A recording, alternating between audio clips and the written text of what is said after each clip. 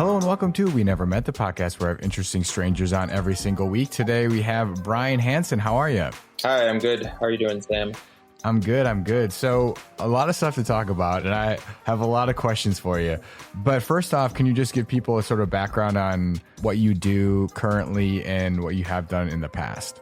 Sure. So I'm a long track speed skater, and I retired after the 2018 Olympics. Currently, I've been coaching the Northbrook Speed Skating Club and some other kind of one-on-one lessons at the Pettit National Ice Center here in Milwaukee. Lately, I've gotten into wild ice, or basically outdoor ice speed skating on lakes and rivers more as a hobby. And actually, I'm a full-time digital advertising specialist. So you do like everything. Full-time job, but I spent many years training at an elite level for speed skating, and now I've kind of found some really cool ways to stay involved with it, though not full-time like it used to be.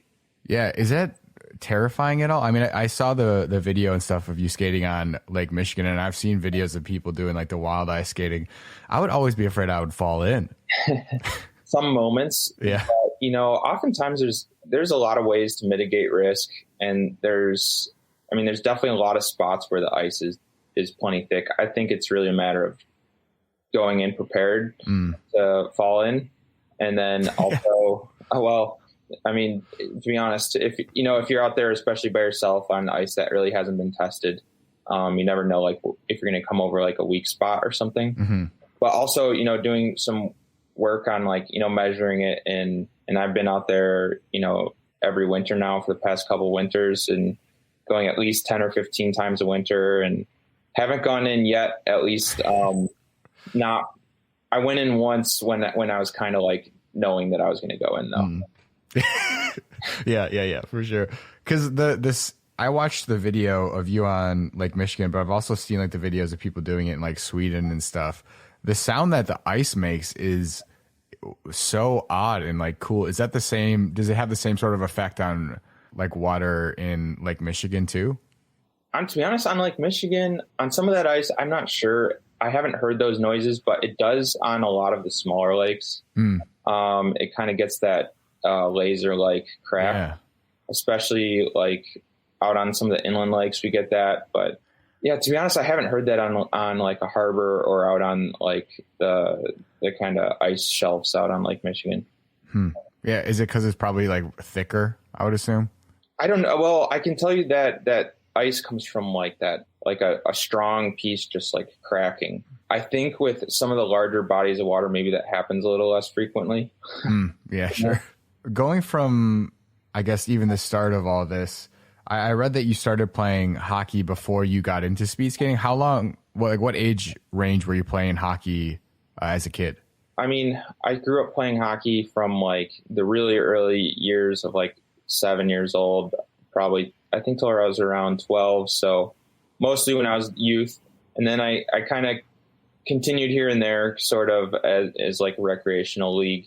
But yeah, I mean, it was mainly a youth sport for me. And when did you decide to like move, or what made you decide to move over to speed skating after hockey?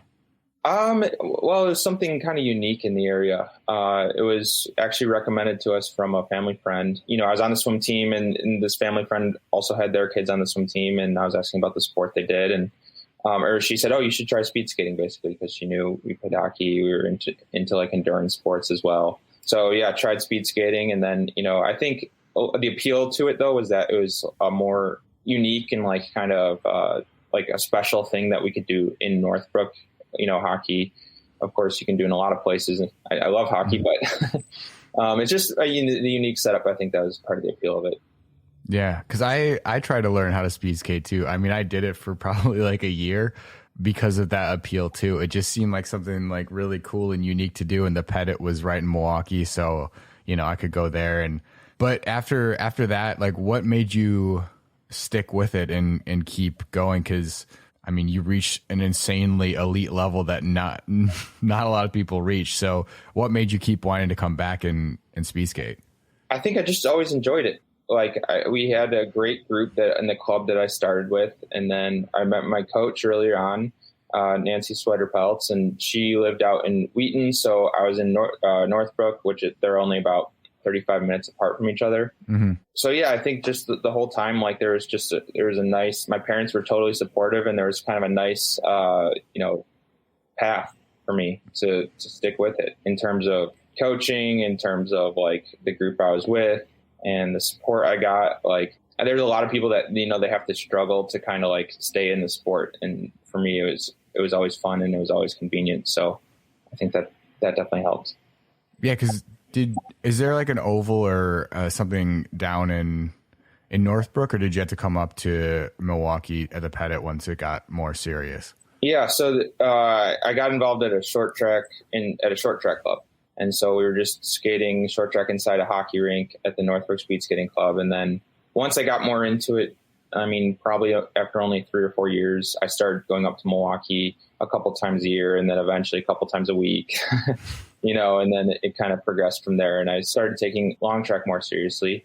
And so eventually short track was just kind of my side sport, or my cross training sport, and long track became my main sport. Yeah, because when I like heard that you played hockey, the hockey to short track made a lot of sense, like that transition, because it seems like a similar sort of speed. I was always afraid of short track because you got so close to everyone, and the blades are so thin and sharp, and there's bumping and stuff. And so what made you want to transition from, I guess, short track to taking long track more seriously?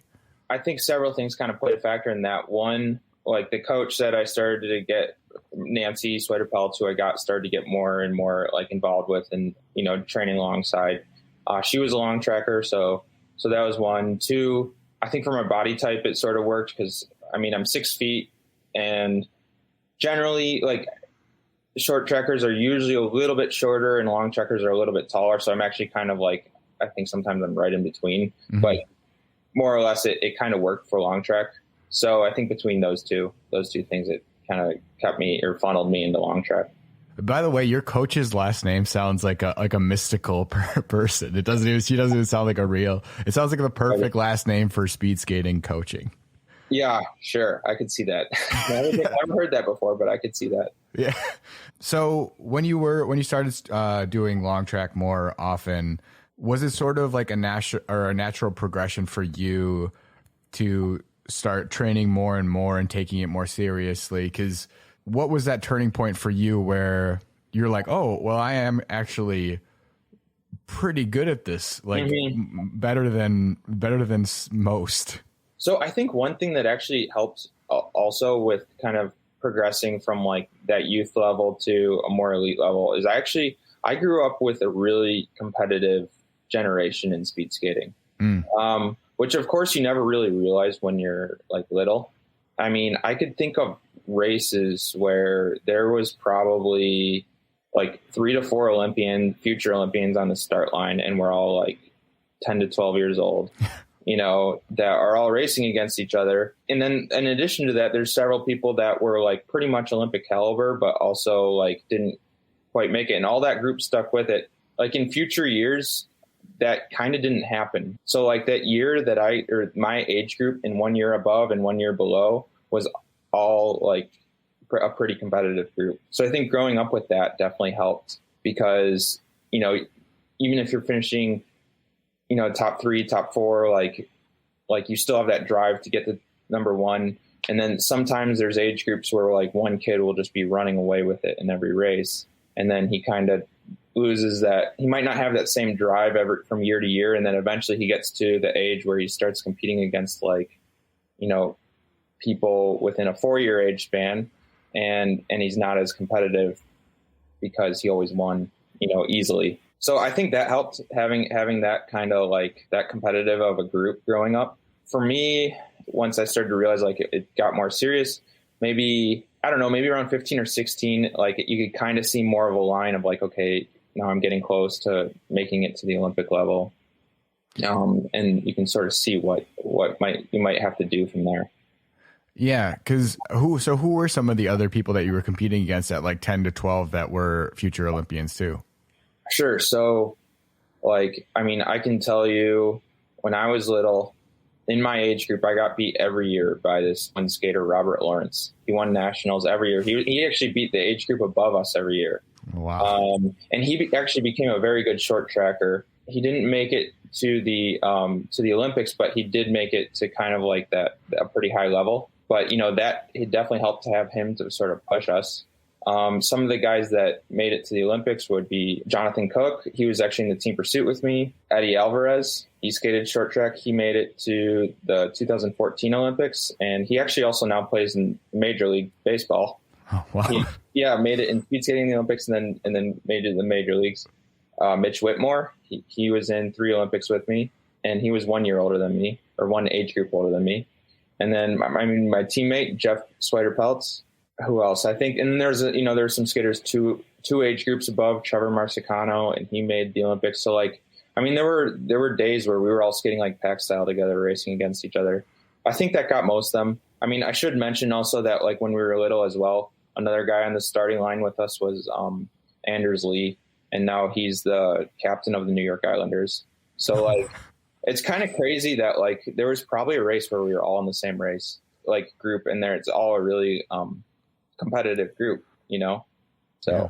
It's amazing to like look back on that and you had no idea at the time what was going to happen. Yeah, that's wild. I guess when you started talking about that with like taking it more seriously and getting towards like an Olympic qualifying time, when you get closer to that, like I guess the Olympic trials or the qualifying, how did your training change in like what you did on a daily basis? Was it just very much, we're just going to do this speed skating 24/7 sort of thing? Because I know you're young still. So you were young at the first Olympics that you went to. So yeah, what was that like as far as when you got close enough or very close to qualifying for the Olympics? How did you balance like training and your life? I mean, well, one thing that really helped is the year after high school, I took a year off to just train, because my senior year in high school was the year before Olympic year for the 2010 Olympics. So it kind of helps to just like graduate high school, take that year off, just focus on skating. So I moved up to Milwaukee. I moved in with one of the skaters I was just telling you about, Jonathan Cook, pretty much just focused on training. We trained 10 workouts a week. So similar to what we were doing in high school, or similar to what I was doing in high school, it's just like it kind of helped to have that extra hours to like fully focus on it and not be like cramming workouts in, trying to, because you have other things to do. Yeah. So that was one big thing, was just kind of moving up to Milwaukee. Another thing was be like senior year of high school. My parents were actually helping me out a lot they'd pick me up from high school, which was an hour and 15 minutes south of the Pettit. And then we'd drive up to the Pettit usually 4 times a week throughout that year. And by that year, I wasn't doing it. Like, I mean, I played some high school sports in my early, like freshman, sophomore year, but then by the time senior year was around, like it was just speed skating and focusing on that. Yeah. Cause I mean, even in high school, I believe, like looking you up, you were competing in like competitions that were all over the world already, like at 17, 18 range. What was your like high school life like those when you talked about that, those last 2 years, like your junior and senior year, when you were going to high school and sort of, I don't know, I was 17 and 18. It's a weird age to be as a guy. And then also traveling like all over the world doing speed skating events. Like how was that perceived as like in your high school, and how did that go for you? I mean, I was super excited about it. I was super excited to finally make it on a world level. At first, it was actually a junior world level. So, like, for example, my junior year, I qualified for my first junior world team, and that was in China and Japan. And I got to miss 2 weeks of school to go skate, and it was awesome to get out of school to go to China and Japan and go race and stuff. So, like, I mean, the high school newspaper did like a story on it, and it was like pretty fun to talk to my friends or, people in my classes about that opportunity. My senior year, actually, I did my first senior world championships, which was in Norway. And that was also followed by the World Single Distance Championships, also a senior event in Vancouver. So that was really exciting because I got to miss like 8 weeks of school. Wow. Yeah. That's a lot. Which was a lot. And to be honest, I don't think it would have worked that well if it was like the thing is, it was my second semester senior year. And like, I think a lot of teachers were sort of toning back on some stuff. So I sort of lucked out with the timing of all that. I don't know how I would have managed that. The way it actually all happened was I was qualified to go to Norway for the World Championships. I actually declined it initially because I said I wanted to continue to go to school. They sent another skater to go to the World Championships. And then so now the skater's there in Norway, and I'm about to go to school or back to school. And they found out that they made a mistake and the skater didn't have a qualifying time to compete at these World Championships. So he went all the way there and he had to come back. He went all the way there. He didn't come back. They actually kept him there. But prior to this, I actually called the coach. I was like, I'm kind of regretting my decision. I kind of wish I went to this World Championships. Like, this is this could be a big opportunity. I don't know how many of these I'm ever going to do, this kind of thing. And he's like, no, like, we brought someone. And then like literally 4 or 5 days later, he called and he's like, okay, there's been a mistake. It's kind of this weird fluky thing. Like, he didn't race this one race. You have to have a qualifying time. He didn't have the qualifying time, but he qualified based on US standards. I don't know. It's a little complicated, but anyways, they called me and they're like, if you want, we'll get you over here and you can race this. And I said, okay. And it was literally that next day I went into school. I said, okay, I'm going to be gone the next 8 weeks. Just so you know. Yeah. And all my teachers were like, what? So I don't know, kind of funny story of how that year went down as far as like the World Championships. And then we actually won. So that was awesome because I skated my first World Championships in front of a sold out crowd in like one of the coolest probably rinks to skate at, which is in Hamar, Norway, with like 10,000 people. And I like never skated in front of probably more than 300. So that was kind of exciting. And then finished that year with the World Single Distance Championships in Vancouver, where we won a bronze medal in the team pursuit. So that was a pretty awesome stretch. So do you think that if it did pan out where you didn't end up getting to go, do you think that would have really affected your career? Or do you think you would have just kept on going and things would have probably panned out in a similar way? Well, hard to say because you never know. But yeah. I think things might have panned out in a similar way. But I will say it was definitely exciting and kind of like helped carry some momentum into that Olympic year, that 2010 Olympic year. I'm not sure I would have been like to actually see like a full on world championships in speed skating, which I've never witnessed that before. So to kind of be excited about that and be aware that like that level of sport exists in speed skating was pretty fun. Yeah. So I mean, I guess maybe, but it definitely got me excited for the next year. I can imagine like skating in front of 10,000 people. That is just, I can't even imagine 10,000 people. Like that's so many people. Yeah. I mean, for speed skating, it's a lot, I guess in a decent size, like high school football game, you might get 10,000 people, but when you cram 10,000 people into a skating rink, like it definitely gets some good energy going. Yeah.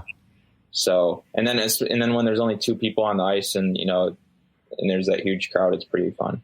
It's pretty exciting. Because I was going to ask, because you also played other sports, and how does a crowd in like speed skating differ from like a crowd in another sport? Because I'm sure they're different. Yeah. Well, I think at a high level, speed skating it's got its own special crowd. In long track speed skating, the most enthusiastic country for long track speed skating is the Netherlands, by far.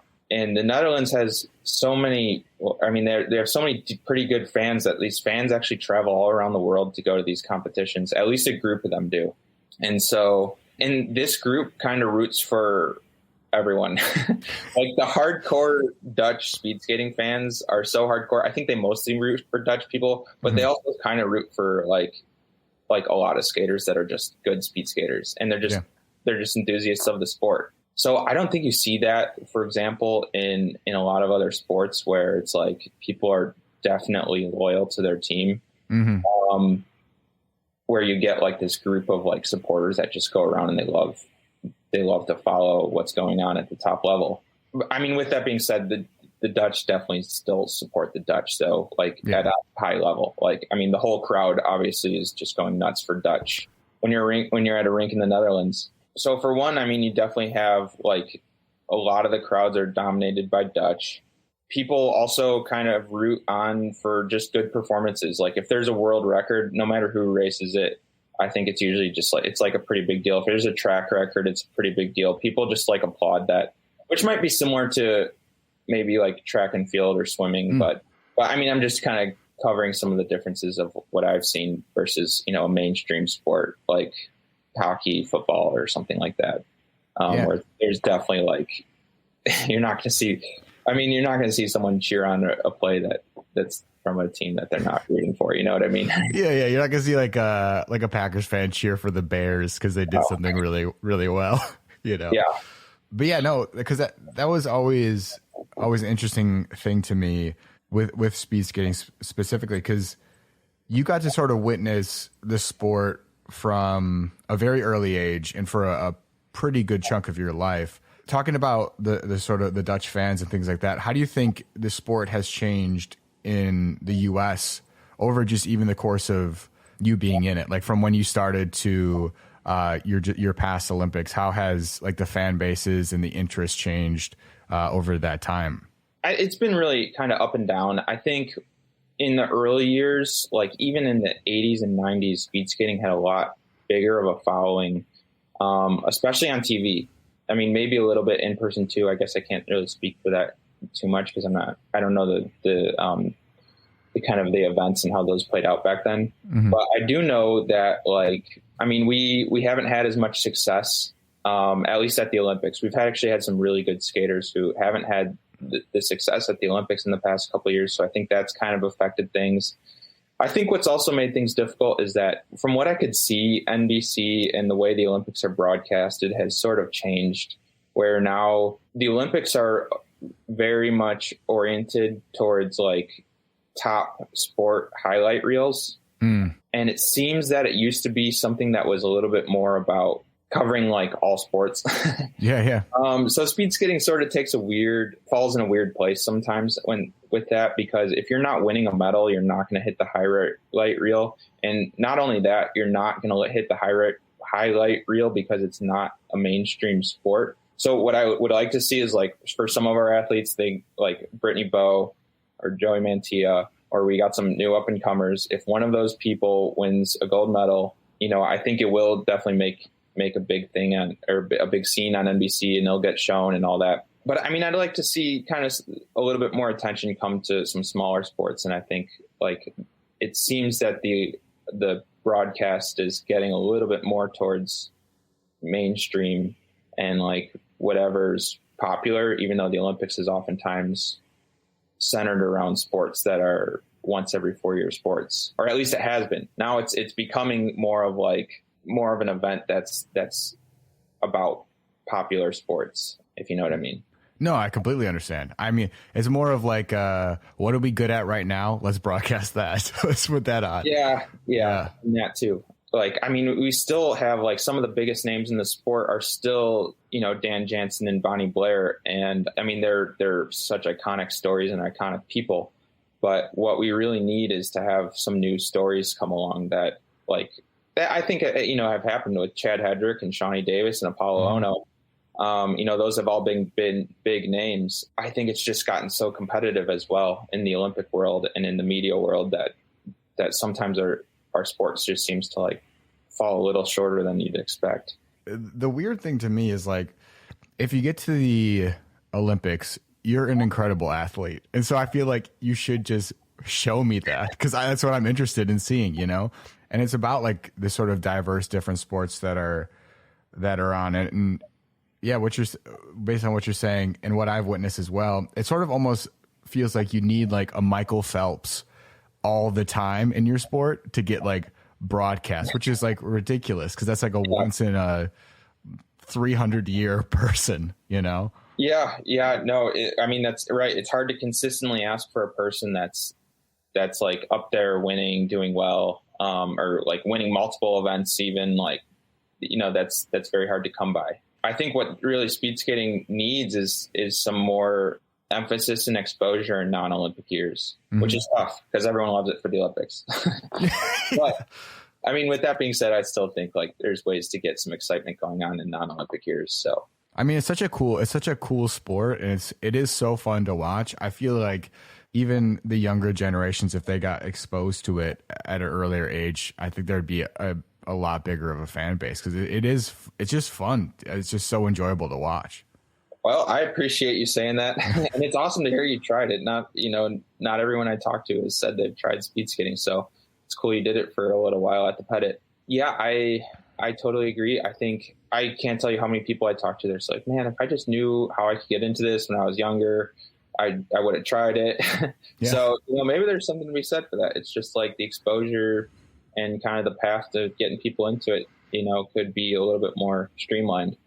Yeah. Cause even if you went to like the Pettit, like when I was there as a kid and you would just like see sometimes when you're skating around on like the oval, there'd be like Olympic athletes passing you. It was just like, it was so cool to like just see them out there and skating.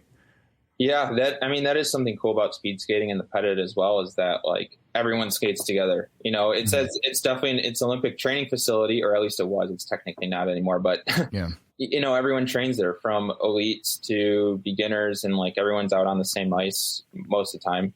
So yeah, it definitely makes for like a unique sport and place to get involved, and like not a lot of other sports would have that kind of setup. Yeah, because my first speed skates, I don't know how yours were, but I feel like mine were from like the 1920s. They were like they didn't they didn't like clap. They were like almost bolted on the bottom of the black. It honestly looked like a 1920s photo of like kids speed skating on ice. Yeah.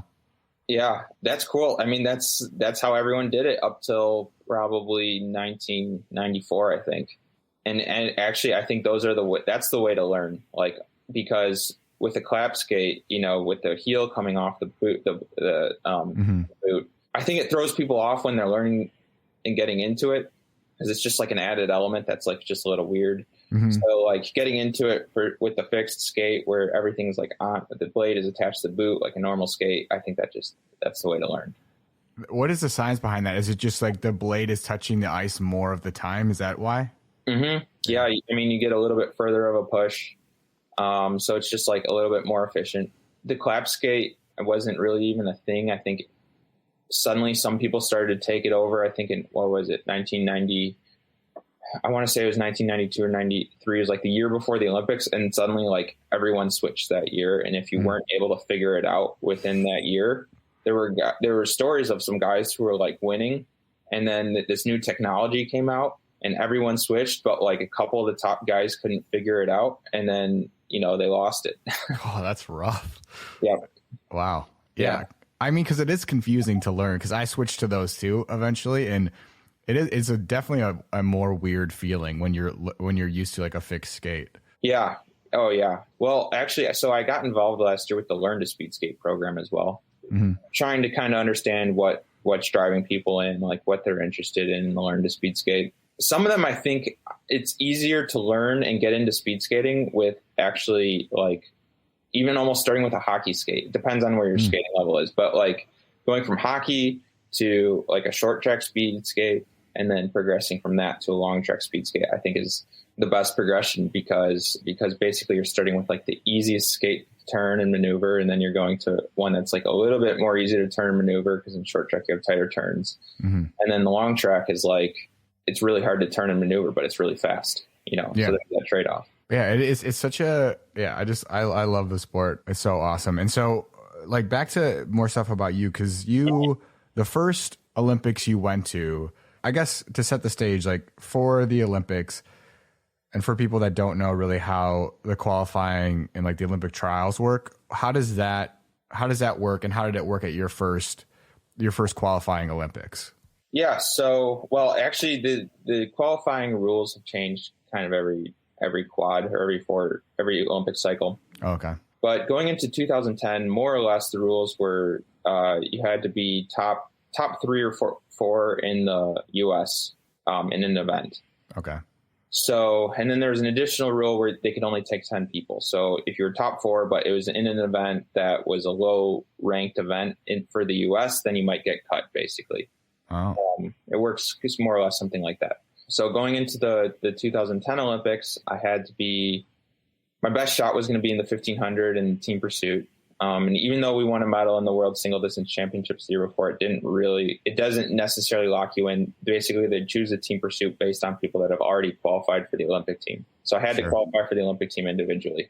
And yeah, the 1500 was going to be my best shot. And I mean, it was pretty competitive because we had at the time Shawnee Davis, who was vying for a medal, Chad Hedrick, who was vying for a medal, and then Trevor Marsicano. All three of those people have won medals at the world championship level within the previous years, and they were all medal contenders. So and then I was kind of up and coming, but I still had Jonathan Cook, and I still had some other pretty good guys who I had to beat. Yeah, it's very pressuring going into trials like that because it's really a once every 4-year thing, and you kind of gotta either get it done or sometimes it doesn't go your way. And so yeah, it's definitely very nerve-wracking. I mean, for me, it's probably even more nerve-wracking than the Olympics, and I think a lot of people would agree that the Olympic trials are the most pressuring thing that you can go through. Yeah, I mean that Olympic trials went well. I got the spot. I think I got it by 0.75 seconds in a minute and 45-second race. So it was definitely, I had a little bit of a margin in there, but it was still close. So yeah, that's how I made the 2010 Olympics. Because yeah, it seems like, I'm sure they have a reason for doing it, but it seems like, a very high pressure situation when you have literally one try at an Olympic trials. They're not taking your best time in the past month or something. Mm-hmm. It's literally this one event and you have to do well.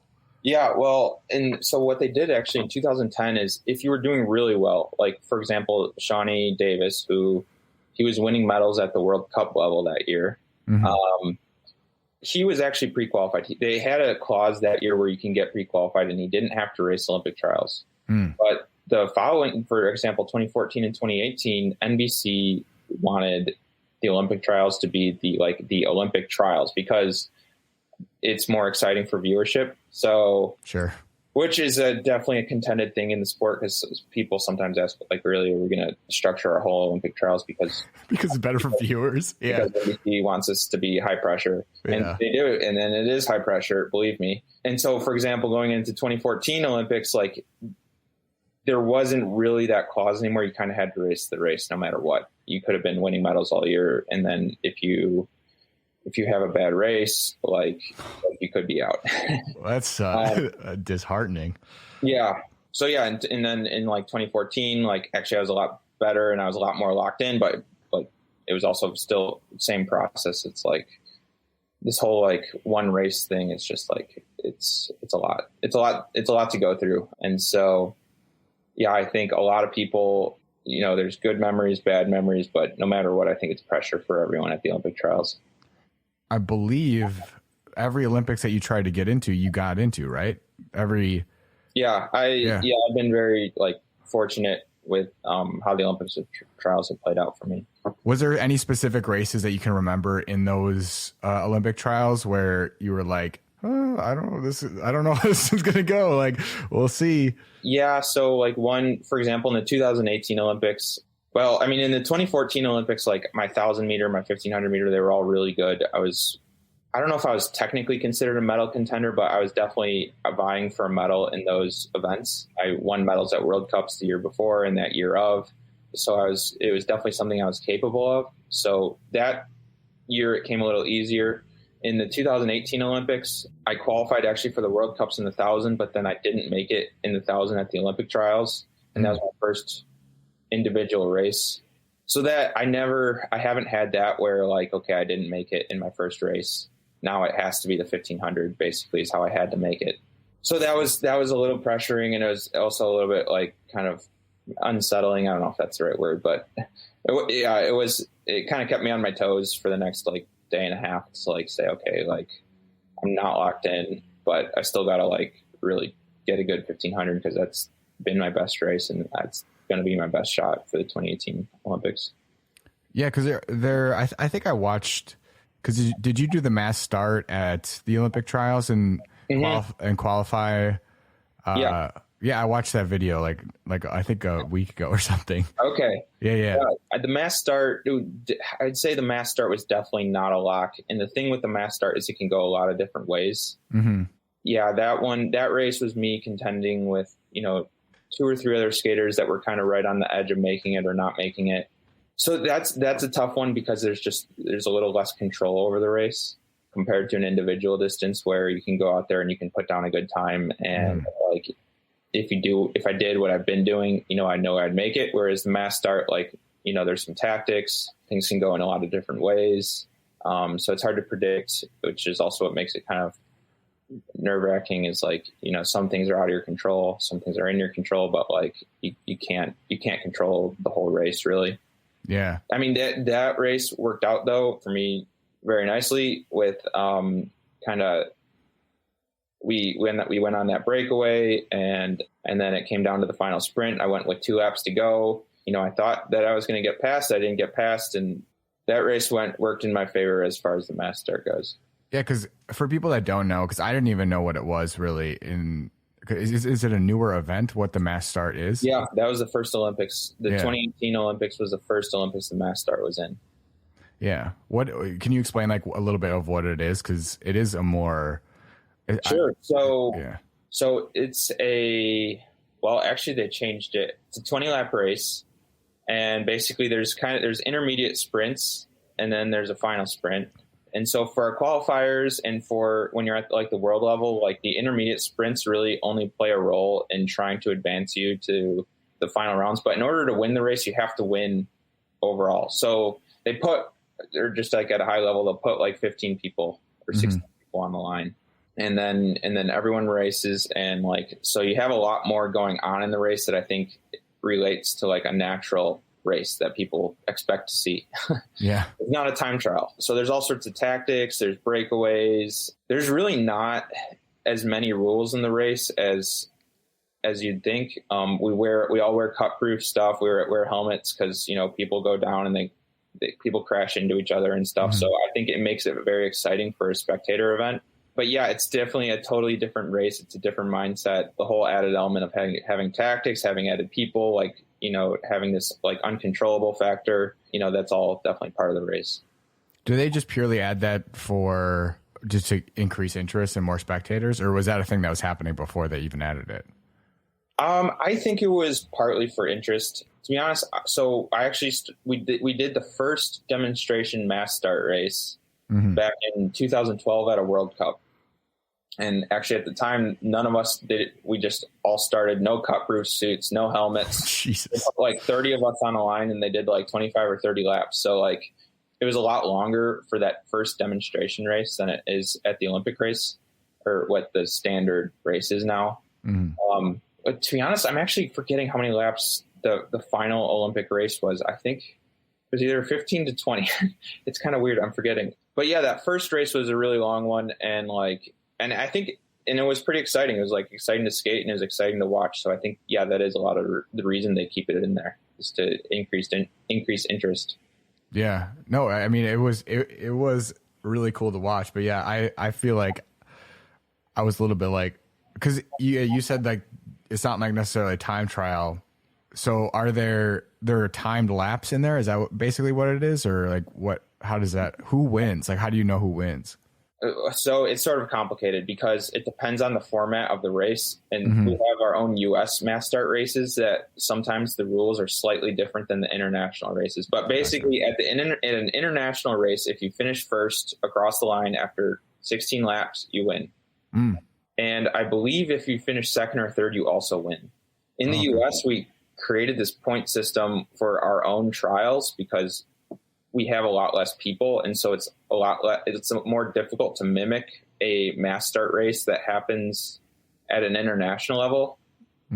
So what they did is they said, okay, there's going to be intermediate sprints, and there's intermediate sprints at like a third of the way through and 2/3 of the way through. And at the intermediate sprints, you can get points, like you get a certain amount of points, and then you can actually get second or third if you win every intermediate sprint, for example. Which is very hard to do. But part of the reason they did that was because in the U.S., if they host a mass start race, you need a lot of people to consistently have a fast race. And so in the U.S., to make it more like an international race, with the intermediate sprints, it keeps the race faster and at a higher level generally throughout the race. If that makes sense. Yeah, no, that makes complete sense. So talking about like the team pursuit and then the individual events, when you go to the Olympics, for those two different events, How is it different from a personal perspective for you competing in something individual? I mean, other than, having teammates and it's not just you out there. How is the mindset different? How is it winning your first medal on the team pursuit? I mean, I think personally, I've always liked the team pursuit because, well, one, I think I work well skating with others, and I'm able to kind of hang in a pack nicely. I don't know. I think there's a little bit of a trade-off with going into an individual race. It's purely a test against yourself, and you're about to like prove something for the good or for the bad about your own speed. Whereas when you go into a team event, you're kind of feeling out what's going on with everyone. Like you definitely have a job to do, but like your teammates have a job to do.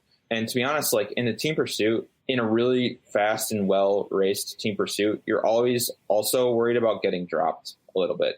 Like in the best team pursuits that I've like ever done, you're always like just barely hanging on, or you're leading enough laps where you're so tired where your other teammates might drop you or you might drop them. So like, that's how you're racing it right, is like, you're kind of right on the edge of being in control or not. Mm-hmm. So being in that race, like at like an Olympic level, that's definitely going through your mind, is you don't want to let like your teammates down of getting dropped or of not like doing the right thing as a teammate. What do you mean by getting dropped?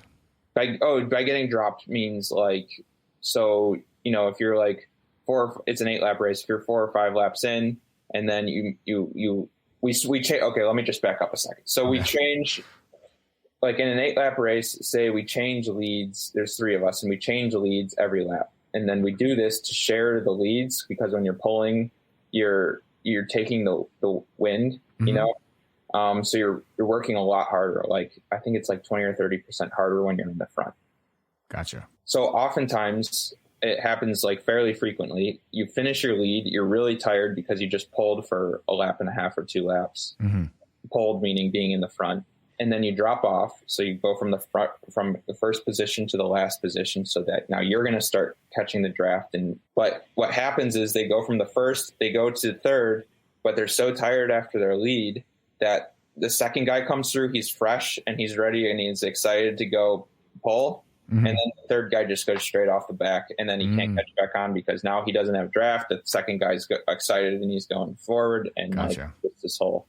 And then what happens is he's like, and then before you know it, they're 30 feet back and they're screaming and nobody can hear them because there's wind or there's a crowd. And then it's not till you're coming down the back stretch and the coach is like waving at you to like go do something. So yeah, it kind of makes for an interesting dynamic. Anyway, so that's what getting dropped is. And so that's a fear. It happens almost every World Cup. Out of 8 races, usually 1 race, usually 1 or 2 people will get dropped. So it happens fairly often. Yeah, because I imagine it's the last person to cross the line on your team, right? That's your time. Mm-hmm. Yeah. So you can't let them go, You got to keep them with you, if they're getting dropped. And sometimes what you have to do is, if someone's struggling, you go back and you push them. And then you have one person who's strong in the front, breaking the wind, one person who's strong in the back, pushing the guy in the middle. And then that's how you kind of stay together. Yeah. Cause I mean, otherwise it's pretty pointless. If you're like the third person and you're so far back, you're creating your own draft again. Yeah. Yeah. Right. And yeah, I mean, sometimes you'll come around the backstretch, and I remember like when you're, if someone's starting to get dropped, and the coach has to signal to you, like sometimes they'll have a lap board and it'll have like 2 numbers on it, and it'll tell you your lap time. But like in the case one year, we had a signal that if someone was getting dropped, the signal was that the numbers are constantly flashing. So like it just looks a little sporadic. And yeah, that was our signal one year that like, okay, you need to like look back because there's only 2 of you. Yeah. Cause you can't go back. So do you just skate slower till they catch up? Is that what you just do?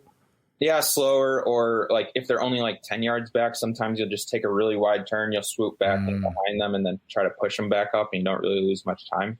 That's actually what happened to the Dutch when we won their silver medal in 2010. Was one of the things that happened was there was an exchange. Someone was off just a little, but he caught back up. And then what happened is Sven Kramer, one of the top Dutch skaters, looked back and to go get him, and he ended up exchanging in the straightaway. It cost him probably maybe not too much, but half a second to a second enough where like that bad exchange and that act of going back for him is part of how we got into the that gold silver medal round.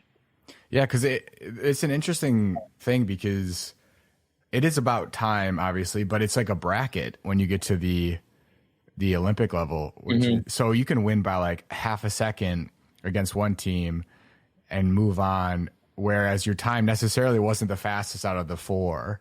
You know what I'm saying? I think that's I love brackets. So I think it's a really fun way to make that event happen, and it's super cool. Yeah, I totally agree. I think the bracket method is fun. And actually the way they did it in 2018 is it's still bracket method, but they have the first race will seed your time, and it puts you in the bracket, you know, and then I think like they do it sort of like, well, actually they do first versus fourth and second versus third. And then the winners go against each other. And then the bottom four, it's similar, but because no one's going for a medal, you still have to race it to finish the time, but to get your placement at the Olympics. But it's kind of weird when you're racing in a team pursuit, but you're no longer going for a medal. Yeah. Yeah. And so do you have a favorite moment or event, or you sort of talked about the rink that you skated in Norway, but do you have any specific memories from your time as a professional that really still stick out to you today? Well, I mean, the no-brainer obviously is, as far as like an iconic moment in the sport for me, was definitely winning the silver medal at the Olympics in Vancouver in 2010. But, you know, a moment that was more, I think, like special to my skating journey personally, rather than just like, you know, at a high level, like publicly facing, you know, was probably my first World Cup win in the 1500 in 2014. Because going up to the 2014 Olympics, I had medaled several years the year prior in the 1500. And then I thought, like, you know, I was going to be pretty close to getting on the podium in Sochi. Things were going well. Like I raced 2 World Cups that year. I had what would have been a top 3 time in both of them. Or I had a top 3 time in one, although I raced in the B group, and I didn't. It's confusing, but basically I was podium level that year. And then in Sochi, like I felt like I had almost the perfect wind up, and then I just didn't really feel like I executed on the race, and I finished 7th, which, like, I mean, is good, but compared to where I was and what I was hoping, it really was not what I wanted. I mean, I wanted to be top 3, and I think I could have even won. There was like, I mean, there's nothing you can do after that. Like, you can just tell the reporters like I didn't execute, but then they're like, okay, you know, they write an article and that's kind of it. But then 2 weeks later at the next World Cup, or 3 weeks later at the next World Cup in Insel, Germany, I raced the 1500. I executed exactly how I wanted. I still had the wind up people. And then I set the track record. I won, and I won by the most margin of any 1500 that year. And not only that, it was with the exact same guys that were at the Olympics. But the thing is, you know, it's the next World Cup, you know, I got like, you know, you get a small little column in the Tribune about this big on the last page on the Chicago Tribune.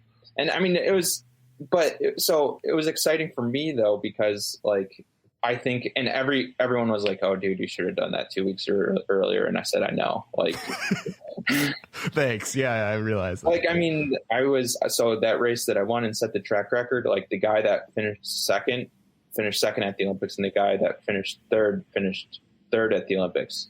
The guy that finished first was like, I think 4th or 5th. But anyways, it kind of flipped around. So I think that was kind of my moment where I like, okay, I think I proved that like I very well could have been up there, and I was prepared. And it comes down to sometimes execution. I didn't execute right. And so that race was definitely like my standout race in my career of like what I think where I was at physically and like where I was at as a competitor, although it just came 3 weeks after the Olympics. You still won though. You still won. Yeah. So. And I won my first World Cup. So I was right there. I was finishing 2nd. I was finishing 3rd. I was pretty close to finishing 1st multiple times. And then I never actually won. And then finally, like I won by a decent amount. And then it was right after the Olympics. Yeah. Is there specific events, even because there's a lot of different events you can do in long track? Even early on, were you leaning towards certain events just because you liked them more, or like shorter or longer races? Why'd you choose what you decided to do? Well, I mean, I was always an all-rounder. All-rounder meaning I competed in all the events. Well, so in speed skating, there's actually an all-round event. There's a World All-Round Championships, which is more of a historical competition. I mean, not that historical, they still do it, but like in like the 80s and 90s, this used to be like the biggest race in speed skating. Was the person that wins the 500, the 1500, the 5K, and the 10K as a combination is considered your World All-Round Speed Skating Championship, or your champion. Growing up, a lot of what I focused on was the all-around and being a good all-rounder. So just focusing on all those things. And then also when you're a junior, the biggest for a while, like the junior world champion was the junior all-around world champion. So you weren't considered a junior champion unless you were overall the best. Recently they changed that. So now if you win a 500 or a 1500, you're considered junior world champion in just that event. So focusing on the all-around, kind of what got me into what I am as a skater today, which is, I'd say, more of a middle distance specialist, because I did focus on the 500 and I did focus on endurance. So when it comes to an individual event, like my two best events are the 1000 and 1500, which of those events are considered middle distance. Yeah, because is that sort of a rarity these days, or do people still like want to be an all around sort of be good at all different events, or do they specialize more in one specific distance? It's definitely moving to specializing in one specific distance. It's a big deal if you win the all rounds, and I think it still will be a big deal for a long time. The reason they specialized is because they wanted to keep the focus on the Olympics.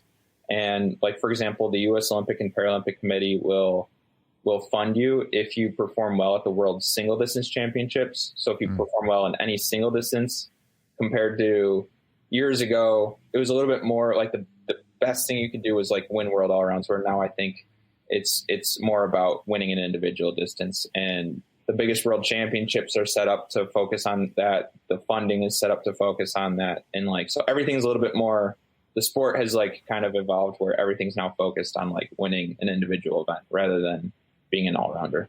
Do you think that's better or worse, or that doesn't matter for the sport? That's a good question. I don't know. I mean, I always like the all-around. I do think it kind of makes sense with what they're going for, or with where the sport's going, I guess. I think ultimately, though, like I said earlier, the sport's got to go back to having something that draws people in a non-Olympic year. And, some of what has been that is, in the Netherlands, as a matter of fact, like just to kind of go off topic for 1 second here, they hosted a race in their Olympic stadium, in an outdoor stadium. They filled it with 30,000 people. I think it was probably one of the largest modern day speed skating events to happen. I think that might have been after the 2018 Olympics, but it was an all-around event and it was outdoors. And that's what used to draw crowds is kind of an all-around style format, but like outdoors, and they would just pack like huge amounts of people around like these rinks, like way more than even that they do like any modern day race besides that one. No, I mean, that would be super cool. I know they do that with hockey events now where they're doing it outdoors. Yeah. I would definitely go to a speed skating outdoor event. That would be so cool to see. Well, that's awesome. I mean, I appreciate that we got definitely some core followers, but the trick is getting all those extra people where, to pack a stadium where they host like any major league event would definitely be a challenge in the US, but maybe under the right circumstances, it could be done. The right marketing or the right combination of events, maybe put something else in there. I don't know. I'll never say never. Yeah, no, that would be super cool. But yeah, just to sort of to wrap up here. I mean, you still are. How do you say the ranking system that they use for speed skating? Are you referring to the Adels calendar? Yeah. Yeah. Is that the rankings that they use for speed skating, like the historical rank? How does that work? So the Adels calendar, I'd say, is kind of like, it's a big deal for an unofficial stat, if that makes sense. It's something that like I kept track of for a while because I thought it was really cool, and I wanted to like see how far I could work my way up this rank. Yeah. It's I mean, it's like definitely something people will write about in the newsletters or in the news for those that are definitely diehards. Mm-hmm. But like, I mean, it never makes really mainstream news. Yeah. Like an Olympics event would. Yeah. I mean, the Adels calendar has always been something, just to kind of give an overview, like for other people that might not know, it's a combination of your personal best times in your 500 meter, your 1500 meter, your 5K, and your 10K. That's the standard Adels calendar, which basically is like an all-around competition. But rather than it being a competition all in one weekend, it takes any of your best times from any time throughout your life. And so you end up comparing yourself like as an all-around skater to other skaters throughout the world. And actually, I haven't looked at that list in a while, so it's still nice to see that I was still up there in 15th in the main all-around one. And then they have some other combinations where like they have the one that they call, I think, the small, and then the mini, and then the mini being like just another combination, 500, 1,000, 1,500, 3K, I think. And then the small, I'm actually forgetting what that is exactly, 500,000, or is it 515, 3K, 5K? Actually, I'm not sure the exact combination, but yeah, it's kind of fun ways to look at, you know, the different classifications of skaters throughout the world throughout time. Although obviously there's a lot of older skaters that aren't going to be able to compete with the current skaters because of, one, the clap skate, two, current indoor conditions and altitude rinks. Ever since Salt Lake City was built in 2002, any skater prior to that didn't have, actually really since Calgary, any skater prior to Calgary wouldn't have had access to like a true modern day altitude facility. So those two technological changes definitely made it hard for anyone who competed before the 90s really to compete with any of our times now. How much do you think like altitude skating, like if you're in Salt Lake City, how much does that take off your time? Oh, it's huge. I mean, especially once you're really like kind of dialed in and you know, you're trying to progress and get personal best times. I think like it's a second a lap. So that's 1 second out of 30 seconds. It's about, which would be about 3%. So, I mean, it definitely makes a difference. Like you can't really compare fast ice in Salt Lake to the Pettit, for example, or any sea level and altitude times they're always going to be different. Yeah, because I mean, I just on that ranking scale, I think it's just a cool idea because it's sort of like even though, you know, there are things that you pointed out like clap skates and altitude rinks and stuff like that. It's a cool like sort of, they have like the all-time list in all the other sports, you know, like most hits, most runs in baseball. It's cool to have like a list of just people that have been great or still are competing. And I mean, you're 15th on the all around, I think 9th on the small, 6th on the mini, which is like, that's all time, like 6th. That's crazy. Yeah, that was pretty cool to see. And actually, to be honest, haven't looked at that. And that was kind of fun to look back at because I used to look at that all the time. And then since actually I skated a 3K, I got my 3K personal best back in 2017. I don't think I checked that thing. And then I looked back after you showed me and I was like, oh my gosh, I think that bumped me up. And I didn't expect that because almost all my personal best times came from before 2014. So that's when I was like really dialed in and like, okay, what do I got to do? And then after 2018, I was like, I'm going to go for this 3K. And I kind of forgot what kind of bump that would put me up on that. So yeah, that was definitely nice to look back at. Yeah, I feel like I should make you a plaque or something and send it to you. I feel like that's such a cool thing. Like, just to think about all the people that have speed skated and that still are, to be 6th in the world in anything is amazing. So I think that's awesome. I appreciate it. Yeah. Thank you. Yeah. I'll make you a plaque and I'll send it to you. I mean, I would say that you're just an amazing skater. I think, from an outsider's perspective, I'm not you obviously, but you accomplished so much and did so much for the sport. So I think you're an amazing person. So thank you so much. I appreciate it. Thank you, Sam. Thank you for having me. Yeah. And just to wrap up here, is there any place you talked a little bit about like coaching and things like that, or even ways people can see what you're up to on social media? Is there anything like that that you wanna throw out there? Sure. I mean, I'm pretty active on Instagram. You can always follow me there, and my handle's at Brian T. Hansen, spelled like my name, but with the middle initial T. And then I've also gotten recently into kind of starting a YouTube channel. And you can check out the link also through my Instagram. It's in my bio right now. Yeah, just trying to kind of film more about outdoor skating, and that's what it's about. Sometimes about like surfing. Yeah. Really depends. So that's probably one of the best ways to stay involved or keep up with whatever I'm doing. Well, awesome. Yeah, thank you so much for coming on. I appreciate it. Once again, one of the best speed skaters in my opinion ever. So Thank you. I'm appreciative of you coming on and taking the time. So thank you so much. Awesome. Thank you, Sam. I appreciate it.